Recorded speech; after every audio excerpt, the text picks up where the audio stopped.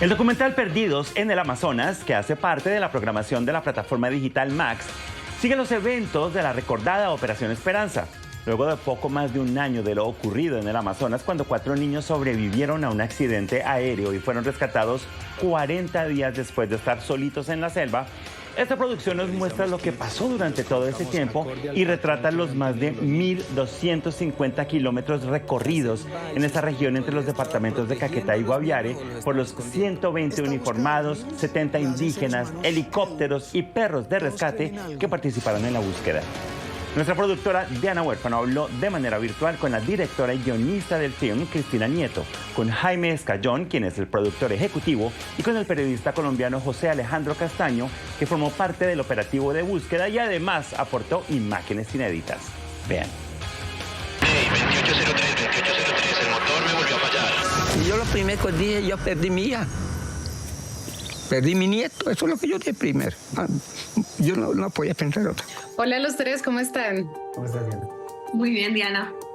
Qué bueno. Quiero empezar contigo, Cristina, porque después de ver el documental, empezar felicitándote por esos primeros planos tan bellos de la selva, que resultan ser un contraste con una historia que es tan difícil, esperanzadora, pero muy difícil. ¿Cómo fue para ti recoger estas imágenes y adentrarnos en los sucesos?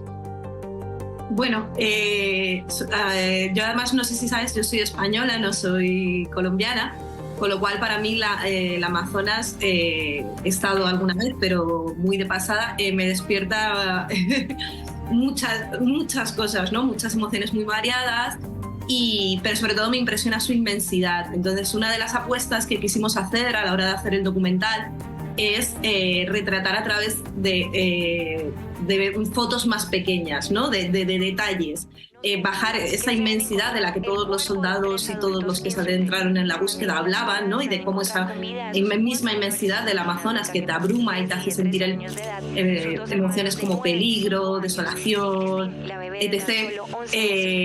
Bajarla a pequeños detalles para que entendiese el espectador que lo asombroso del Amazonas no es la panorámica, sino también lo que esconde abajo, en lo chiquito, ¿no? Y también nos ayudaban a explicar de alguna manera la perspectiva que podían estar viviendo esos niños. Hay momentos, no sé si te has dado cuenta, que intentamos mostrar una mirada subjetiva de la que podría ser, ¿no? La vivencia de Leslie y de sus hermanos, y entonces bajamos abajo, ¿no? Y miramos desde abajo hacia arriba, porque claro, para ellos, si el ejército entraba desde arriba y lo primero que veía era la inmensidad de la selva, ellos se hacían dueños de lo pequeño y conseguían hacer habitable desde lo chiquito, ¿no? Desde esos frutos que comían, desde esos pasos pequeños que les iban llevando por su camino a buscar agua, ¿no? Desde su cotidianidad. Además, porque era maravillosa la toma de las goticas de agua en la hoja, porque precisamente fue lo que le ayudó a ella a sobrevivir, ¿no? Haber podido recuperar de ahí el agüita. Esta zona durante los últimos 60 años fue gobernada por las FARC. Organizamos kits y los colocamos acorde al patrón que habían tenido los niños. Jaime, la pieza, por la magnitud de la locación, requiere sumergirnos en la selva, precisamente lo que estábamos hablando. En términos de producción, ¿qué tan desafiante fue esto? Pues digamos que este es un ejercicio muy interesante y digamos que obviamente tenemos experiencia en la selva, se grabaron planos en la selva, todos estos planos panorámicas que describe Cristina, pero adicionalmente hay varios elementos interesantes de cómo queríamos tratar a la selva. Decidimos que estaba la inmensidad, estaba el detalle, la hoja con las gotas que describes. Tuvimos, por ejemplo, la bendición de que algunos indígenas de una región distinta, pero indígenas que conocen la selva, específicamente Alex Rufino, que es un fotógrafo indígena muy conocedor de la selva, nos dieron sus imágenes, o sea, fueron parte de nuestro equipo, se adentraron en las profundidades de la selva a registrar todas estas tomas que tú ves. Y esto era el marco estético para contar lo que dice Cristina del detalle y enmarcar el valioso material que tuvimos de personas como José Alejandro, pero también de los soldados, pero también de los indígenas, en los que el video que hay de archivo es lo que sucedió en los días de la búsqueda, en los 40 días. ¿Por qué dejó las tijeras? Se asustó y salió corriendo. José, esta película tiene un concepto que nos va permitiendo vivir entre el testimonio y el recorrido. Hay una toma bellísima, o una secuencia que es con la canoita que nos va adentrando en la historia y en la selva. Y finalmente pues la historia queda abierta porque la verdad la conocen son los niños, ¿no? O sea, quedamos con esa realidad que solo ellos pudieron vivir y tener clara en su cabecita. ¿Cómo fue para ti indagar en estas personas para de alguna forma complementar el relato? Digamos que he tenido contacto directo con las personas, con la abuela, con el general, con los soldados, estuve allá en el terreno y yo creo que este relato, como los grandes relatos, se cifran en los detalles, ¿cierto? En lo pequeño. La metáfora de la selva no es sobre lo inmenso, la metáfora de la selva es sobre lo pequeño.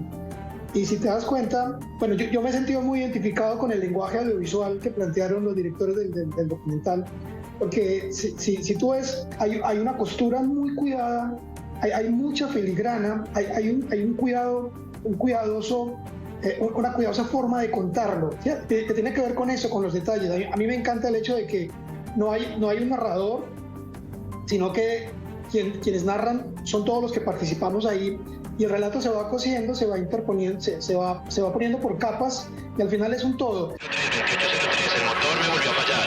Y yo lo primero que dije, yo perdí mi hija. Perdí mi nieto, eso es lo que yo dije primero. Yo no podía pensar otra cosa. Finalmente, Cristina, ¿cómo fue para ti establecer el lenguaje del film? Teniendo en cuenta que parte de una historia tan sensible y que pasa algo y es que la realidad supera la ficción. Desde el respeto. No solo desde el respeto porque sean niños los protagonistas, que esa respuesta valdría ya para todo, sino también desde el respeto de las personas que salen en ese documental contando lo que ellos cuentan. Para nosotros era muy importante de alguna manera no poner en duda lo que ellos vivieron y cómo lo vivieron. Y sobre todo cuando además el relato tiene cosas que se refieren a las creencias y a la fe y a la manera de entender la vida y a la manera de entender lo que podía estar pasando a esos niños y a la manera incluso de entender qué lugar es la selva. Para el ejército es un lugar inhóspito, peligroso, en el que hay que adentrarse sin cerrar los ojos nunca, y para los indígenas es su hogar. Entonces creo que la única manera que teníamos de acercarnos a esta historia era desde el respeto más absoluto a cómo cada uno de los protagonistas entendieron lo que pasó esos 40 días, sin poner en duda lo que realmente pasó, porque bueno, para ellos esa es la verdad, es su verdad. Muchísimas gracias a los tres por esta pieza, porque además eso que acabas de decir es bellísimo, es entender que todos tenemos una perspectiva diferente de las situaciones, en este caso de la selva, y finalmente lo que importa es que la misma naturaleza hizo que afloraran y que vivieran. Entonces es maravilloso poderlo ver después de entender el documental. Muchas gracias a los tres. Gracias a ti, Diana. La selva y su espiritualidad estaba protegiendo a los niños o los estaba escondiendo. Esta búsqueda de los niños la hacen seres humanos crédulos. Todos creen en algo.